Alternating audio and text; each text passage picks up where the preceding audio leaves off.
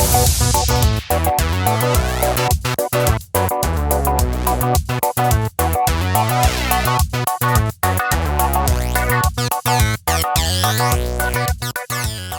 there, welcome to Alyssa Jean's Reviews, and this is the October 2021 edition of a monthly series I like to call Unpopular Opinion. This, of course, is the series of videos I do in which I express an opinion that is obviously not popular. An opinion related to genre fiction, the type of stuff that I normally cover on my channel. Now, this month I am covering a topic that I have not yet actually covered on Alyssa Jean's Reviews. However, I used to cover it quite thoroughly on my previous channel, Acton Tomko's Reviews, and that is Westworld. And the opinion that I am expressing here is that Westworld gets better with each season, and that season 3 is the best. And in fact, season 3 is drastically better than season 1. It's not even remotely close. There are two people in the known universe who hold this opinion. My brother Mark, who has his channel over on Enchantment of Eternity, and myself. Although, to be fair, I'm not sure if Mark exactly thinks that it gets better each season. I can't remember what his opinion of season 2 is. But, I mean, so that may just be me. But the idea that season 3 is drastically better than season 1, he and I are on the same page on that. And we are the only two people in the known universe who have this opinion. And it's not like Mark and I agree on everything. If you want proof of that, go ahead over to his channel, Enchantment of Eternity. Watch the discussion we did on Lower Decks Season 2, Star Trek Lower Decks Season 2. We're shouting at each other at one point in time. We do not agree on everything by any stretch of the imagination, but for some reason he and I are on the same page in this one particular topic. We both feel that season 3 of Westworld is way better than season 1. To me, season 1 is one of the more overrated seasons of any television show that I've ever watched. It's a lot of exposition dump in the first half of it, and just a lot of boring character development in the first half of it, though it does get better in the end. Whereas season 3, and my brother agrees with me on this, is a masterpiece. It's a work of art, and it kind of makes me sad that not everybody appreciates it for the work of art that I see it as, and my brother sees it as. It's a little sad. Because it is, and I am not exactly sure why people, were so quick to dismiss season 3 and to critique season 3 and to call it garbage and all of this other stuff. My best guess, and I can't speak for you all, but my best guess is y'all missed the Cowboys. I mean, I don't know what else to say. I don't know what else it could be. Whereas I'm the opposite. I watched Westworld Season 1 with the understanding that we would eventually be moving past the goddamn Cowboys and moving into, like, pure sci-fi. So Season 3 was right up my alley. We were done with the goddamn frigging Cowboys. I have expressed the opinion in other videos that I don't like the Western genre getting all up in my sci-fi. So I was looking forward to getting past the goddamn Cowboys, but I think the rest of y'all missed the Cowboys. That's my theory. However, that is far from the only reason why I think season 3 is superior. In fact, it's only the tip of the iceberg. So let me get into it. What I'm going to do in this video is go through each season of Westworld and kind of give my overall thoughts for each of the seasons, talk about why I think season 1 is drastically overrated and season 3 and 2 as well, as a matter of fact, are both underrated, but especially season 3. So and the point of this, I just want to say, is I'm not trying to change anyone's mind, but at least maybe you can see like where my brother and I are coming from, or at least where I'm coming from. I can't speak for him. Just to see, like what my rationale is, at least why I feel season 3 is better than season 1, even if you disagree. If you disagree, of course you're still going to disagree. And that's totally fine. But maybe you can at least see where I'm coming from on this and what my point of view is. Anyways, let's go on, and I will start by talking about season 1. Okay, so let's start with season 1 of Westworld and why I think it's so overrated. When it first came on, there was a bunch of hype around it. I knew that it involved, androids, and it was sci-fi, but it was set in this Western type of genre, which the Western genre is not appealing to me, but I thought I would check it out because of all of the hype around it. I didn't know anything about the Michael Crichton movie. And to be quite honest with you, speaking of things that are overrated, I think Michael Crichton is one. I mean, I was a big fan when I was a kid, but I grew up. I don't know. And it probably has a lot to do with the fact that Michael Crichton as a person has a lot of views of the world that I strongly disagree with. Let's just put it that way. So that probably affects my opinion of his work. But regardless, I was not familiar at all with the film, and I was not like super pumped about it. I actually didn't really understand where the hype was coming from. But in any case, so I watched the first episode, and as I mentioned in my intro, it was an exposition dump. It was just a lot exposition, and they're throwing in all this lingo and all these terms that you don't know, and you're just supposed to pick up on the fly. And there's this character, and the only thing I know about these characters is that they like to give me a bunch of exposition and use a bunch of words I don't understand. That's the only thing. I have no reason to care about any of these characters.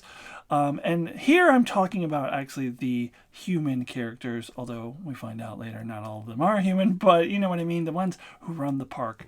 I'll get into the hosts in just a second. I'm talking about the people who run the park. It was exposition, character. When I think about the way that you should write a series premiere, a pilot episode. This is like the exact opposite of what it should be. And then as far as the hosts, again, just not a huge Western genre fan.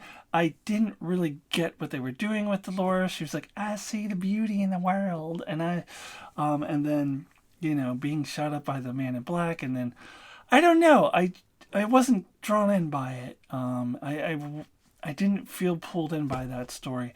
It wasn't the exposition dump that the human story was, the people who were in the park side of the story, but I was not drawn into it either.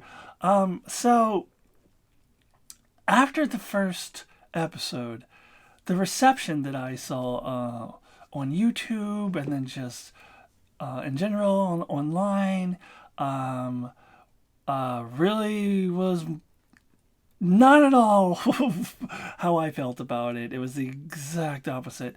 A good analogy is that I think of is there's this Simpsons episode. I don't know how many people will get this reference, but there's a Simpsons episode where they go to a soccer game and they're watching the soccer game and all the players are just standing still and just passing the ball back and forth and not moving very, very, very, very slowly.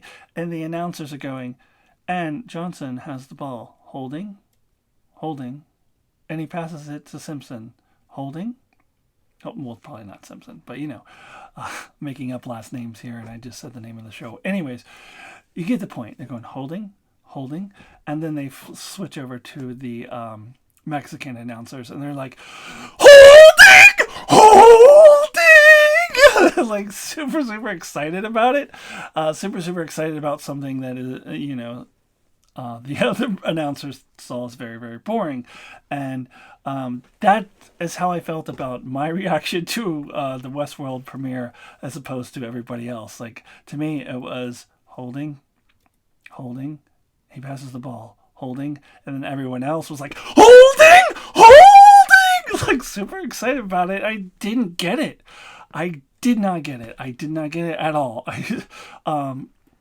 However, I was like, okay, I must be missing something here. So I just continued watching it. I was like, well, maybe it'll get better. And, through the first half of the season, I really did not think that it did get much better. There was still a lot of exposition dump, a lot of characters I did not give a shit about. The one character that I did kind of start to connect with was Maeve, but those two dudes, Sylvester and I almost called it Sylvester and Tweety. Felix and Sylvester. They were obnoxious to me. So I didn't like that either. Although in retrospect, I think that's the one storyline going back to watch after I watched season 1 a second and third time. That's the one storyline I can appreciate a little more. Because I've gotten used to Sylvester and Felix and they don't, annoy me as much anymore. So that was maybe the one storyline I could kind of connect with. The rest of it, I just didn't know where they were going with this Dolores storyline. And I didn't give a crap about any of the people in the park and all their drama. And then we were introduced to this character named William. And I just watching his storyline, I'm like, wow, they sure are spending a lot of screen time on this dude. So they must think I'm supposed to care about him for some weird reason. But they have not given me any reason to give a shit about this character. I just did not care. Like, his scenes would come on and I would just like eyes glaze over. Like, why should I be interested in this? The show gave me no reason to. It was very poorly constructed, very poorly written. And then still, the rest of the world, holding! I'm like, what am I missing here? I'm just missing something. Now, of course, we would find out later who William was. And in the end, in the finale, when we get the reveal, I was like, oh, okay, now I care about this character. So when I go back and watch it again, I go, okay, well, now I care about this character because I know who he is. But when I didn't know who he is, I did not give a fuck about him. So I will say, though, that season 1, I say episode 6 started to get better, because if episode 6 didn't start to get better, I think I was gonna quit. Like, after the 5th episode, I was almost done with it. I don't know if I can do this anymore. I'm expecting it to get better and it's not. Episode 6 was slightly better. Episode 7, the twist ending, when we find out that Bernard is a host, that is when I became a fan of Westworld. That I was like, oh, okay, all right, I got, okay, I see what's happening, okay, I got it. And the scene where Ford, Anthony Hopkins is so good. Ford was just like, did you really think I would let you get rid of me? It was so good, so good. And then from that point on, I was into it. And then finale of season 1, I thought was fantastic. So I was like, okay, I like this show. And obviously I came back for season 2 based off of the ending of season 1. Overall, though, when I look at season 1 overall and just how not good it was for the entire first half of the season, it's okay. I guess I would give it a 7 out of 10 probably. With the first half of the season probably being like a 4 out of 10. It was fine because the ending was strong, but again, holding! Everybody else acting like it's the greatest thing since sliced bread. And the ending, sure, maybe, but looking at the season as a whole, absolutely not. Okay, and then we move on into season 2. So at this stage, we're starting to move a little bit away from the Western genre stuff, getting a little bit more into the sci-fi stuff. So automatically I'm already interested. Also, the stuff with the park has been well established, so the lingo and all of that stuff is not new anymore. And also there's kind of a post-apocalyptic feel in the park, which was very interesting too and made for very good storytelling.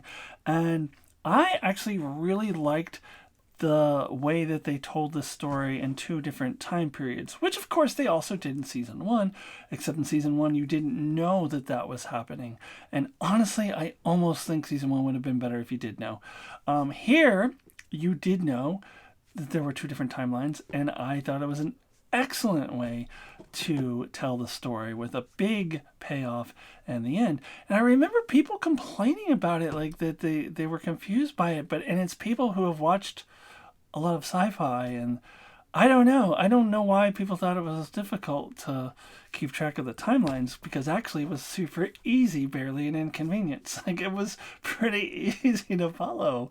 For me, all you had to do was follow the dude from Vikings. Whenever he was in it, it was obviously in that future timeline. There were other little hints too, which I don't remember now because it's been a year or so since I've watched season 2. But I remember there were other clues that you can easily latch on to, tell you what timeline you were in. So I had no trouble following which timeline was which, and I thought it was an excellent way to tell that story. And then Maeve, I love Maeve. She takes a huge step forward in season 2 as well. I loved her storyline and how she went to Shogun World and how she got the ability to control all of the hosts. And season 2 was interesting because it was able to explore different storylines with different characters. And one of the best episodes in the season, arguably of the entire series, is the 8th episode, which focused on Akichita, which was a character we had only seen occasionally. And it's the first time we really explored into the Ghost Nation, into the Native American portion of Westworld, and saw from his point of view, and how he tied in his existence as a host into his spirituality, and how sad it was when he lost his wife. And so good. That episode is so good. And then the very next episode, we get an episode with Man in Black, William, who is such a tragic downfall for that character. He kind of disappears in the finale, but episodes 8 and 9 were just so good. And the finale was fantastic. They paid off that the Bernard storyline beautifully, and showed you that Bernard had this plan all along, but he had erased his memory, so that they wouldn't find out. It was so brilliantly done. A great payoff for Bernard's storyline. Season 2 was really the season of Bernard, and great payoff for Dolores' storyline. I absolutely freaking love the twist that Charlotte was Dolores all along, or not all along, but anytime we see her in the future timeline, it's Shaloris, or Haloris, I guess, because people were calling her Hale, like Haloris. I loved that. Love it. I loved this thing with the going into the sublime. So I walked away from season 2 feeling pretty satisfied. But now it's like kind of the opposite reaction, where I'm the one going holding, where everybody else is like, "Oh, this sucks," just complaining. And to me, I was like, "Oh, I'm glad Westworld got better. Look, it's a better show now than it was." Whereas, by and far, the majority were saying it went downhill and it wasn't as good as it was in season 1. But again, I think that has everything to do with overrating season 1. I don't know, but to me, I was happy that the show improved. I felt it had some improvements to make still. Like, I didn't think it was perfect, but it definitely was a huge step up from season 1. But I was alone in that opinion as well. Then along comes season 3. Okay, and so then we go into the 3rd season, and I was excited to see the world outside of the park, because this is in a future world in the 2050s, I believe, and we had not the slightest clue what the world outside of the park was really like.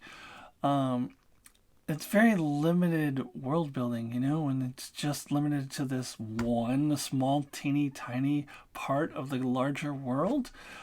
So I was happy we were leaving the park finally, and also leaving the goddamn cowboys behind. So I was pumped for season 3. And as we start to get to see what the world is like outside the park, I was really intrigued. When we first get to meet Caleb, I noticed straight off that there was a ton of parallels between his scenes and early season 1 Dolores scenes. There's a lot of scenes of like him laying in bed going like this, and it was like very similar to season 1 Dolores scenes where she's just laying in bed and doing the same thing over and over again. And season 1, it was meant to show Dolores's loop, so I was intrigued that they were also showing that here's this human who also has a loop. And of course this spurred theories that Caleb was a host, and I would have hated it if that had been the case, because I loved this idea that humans are also stuck in this loop just like hosts, that there's a lot of parallels between humans and hosts, and I love that they went in that direction. It is a direction that I was not expecting the show to go in, but I found it extraordinarily interesting. Light years more interesting than if they had just made Caleb a host. That would have been boring. Now this, of course, would come to be a big thing in the end, which I'll get to a little bit later. The other big theme in season 3 was choice versus destiny, and this is kind of tied in to the parallels between the humans and the hosts, because this applies to both humans and hosts. Like, how much does Caleb have a choice, and how much is he just doing what the AI Rehoboam predicted him to do? And this really parallels the themes that they had set up for Dolores and Maeve and the other hosts. How much choice did they have when they were in the park, because they were just programmed to do things? So I just found this really fascinating, and I love the way that they approached the choice versus destiny theme. It was a theme that was, of course, very big in Lost, one of my favorite shows of all time, but I almost want to say I liked it. It was better here, because it just had this interesting twist on it with the parallels that they were drawing with the hosts.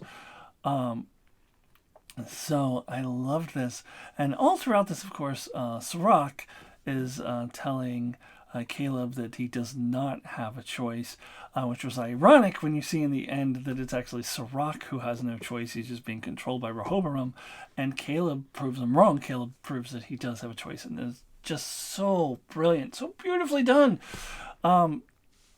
Now, as far as Dolores' story arc, I definitely did hear a lot of complaints that her resolution there in the end was out of nowhere. It was out of character.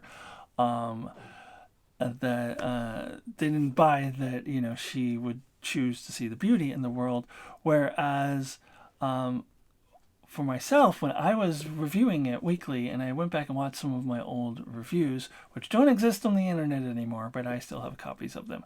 And they're not going to be on the internet because it was before I transitioned, and so I'm not going to have that out in public anyways, though I'm able to watch them. And so throughout my reviews, I almost every week was bringing up this question of which way is Dolores going to go? Is she going to go to the dark side? Is she going to choose to go to the good side? Or is she going to choose to help the humans? Is she going to choose to destroy the humans?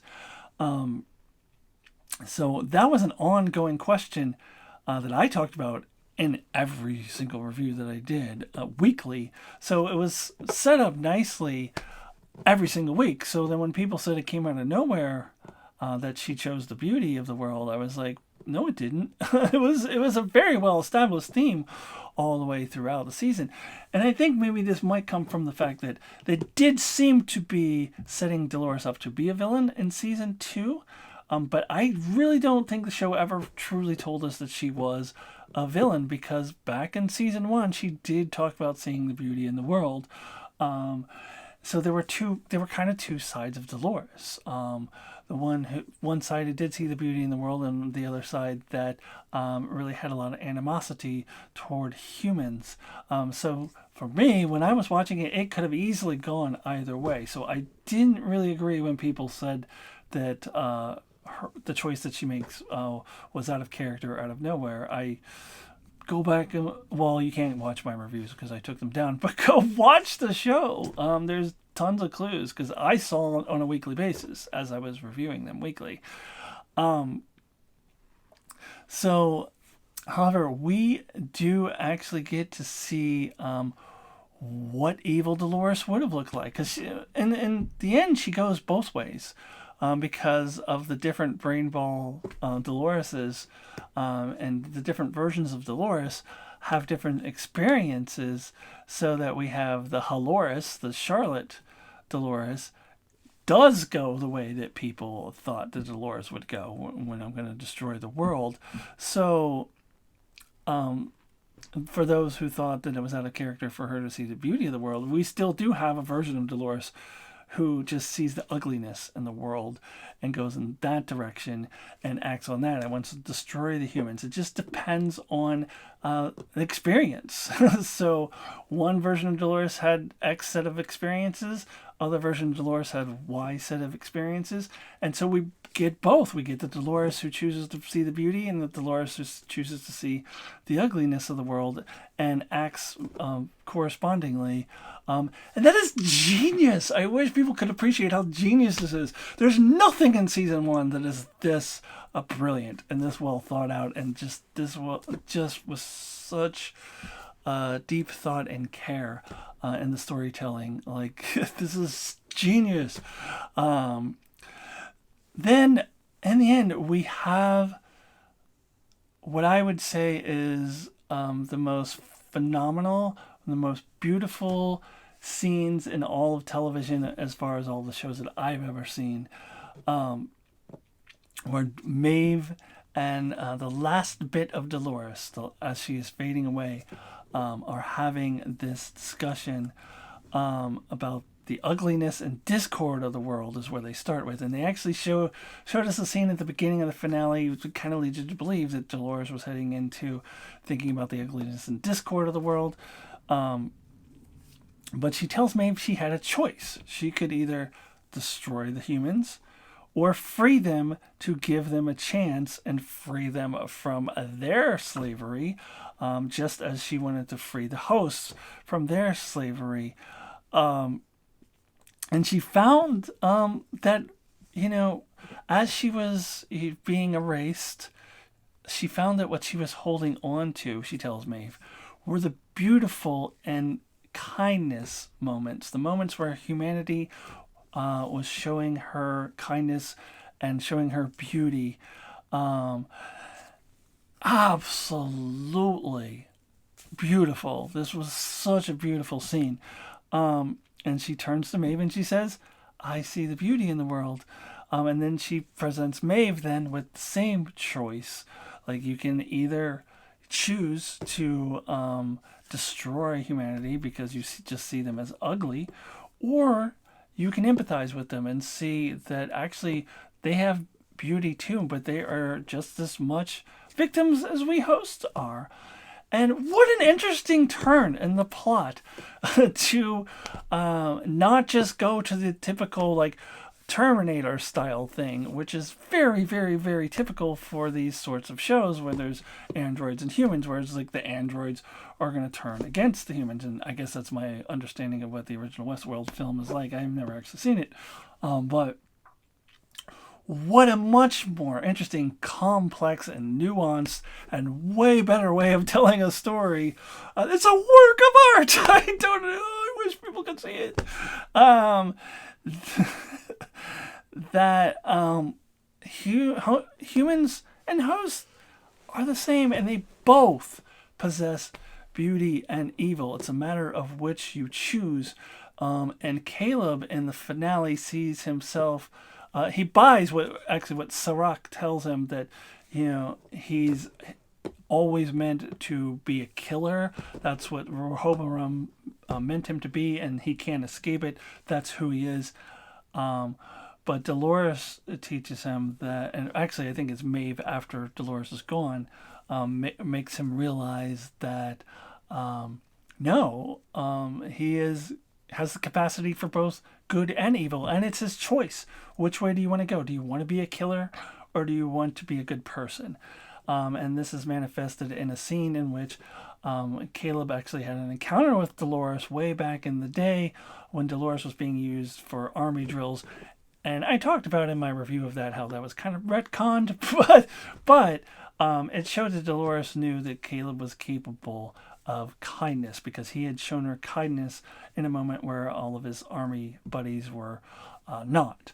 So it was just such an amazing, phenomenal conclusion to this season that shows us that Caleb has a choice. He's done horrible things, but he's also done kind things.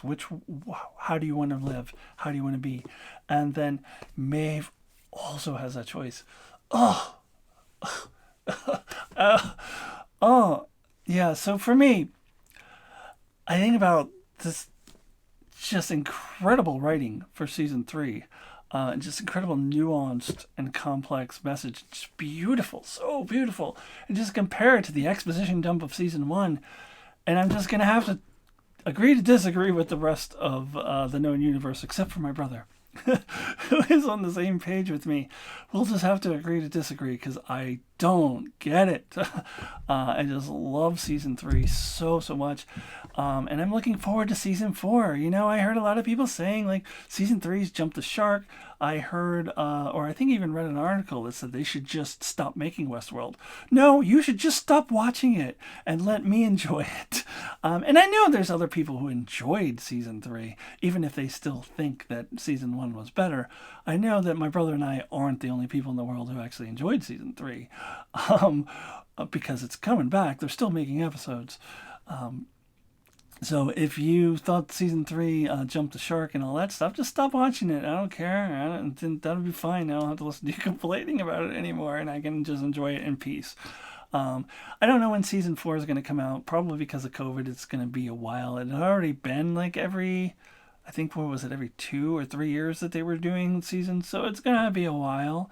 But I'm excited for season 4 of Westworld whenever it shall come our way. Okay, so I think that's a good wrap on my unpopular opinion. So I think now we can go ahead and say our goodbyes. No need for ratings or anything like that in this month's edition. Please join me next month for another edition of Unpopular Opinion, and also join me next week for my latest edition of another monthly series I do called Nostalgia Lane, in which I will be revisiting a film from my youth, and this month it will be Total Recall. See you at the party, Ricta. So, also check out all of my Star Trek stuff. I just finished covering Lower Decks. I also have some things on TOS, TNG, DS9. Got a little bit of Star Wars stuff. Watch my Star Wars stuff. It's my least popular stuff on my channel, so, or as far as views, but it should be more popular, so please check it out. And also my videos on transgender related topics as well. So please subscribe, and I will see you soon. Goodbye.